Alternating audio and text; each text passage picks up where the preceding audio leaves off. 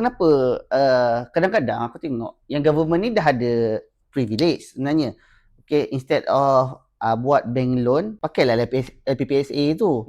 Tapi kadang-kadang ada yang klien yang beli rumah, okay, yang beli rumah ni dia tak nak pakai LPPSA, kata saya tak nak pakai LPPSA, saya nak pakai bank loan. Sebab dia bagi tahu kerja dia government. Okay kan, dia government, kerajaan lah kerja kerajaan.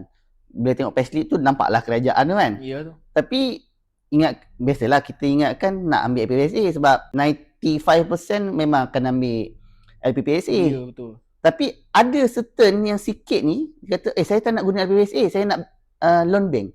Agak-agak kenapa dia orang biasa, kenapa yang sikit ni buat macam tu? Utamanya yang first, biasa kalau yang income besar-besar ni, kalau rumah tak silap aku 700,000 kot limit LPPSA punya loan. So maknanya kalau dia nak beli rumah yang harga 1 million ke, average dalam 700,000 ke atas lah. Okay. Dia orang tak boleh tak lepas.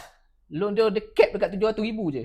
Oh. Walaupun besar mana pun gaji dia, loan LPPSA cap dekat 700,000 macam tu je. So maksudnya boleh hutang guna LPPSA, tapi maksimum hutang tu 700,000 ada cap. Betul. Mungkin sekarang ni aku tak ingat government revise balik pasal benda tu limit tu.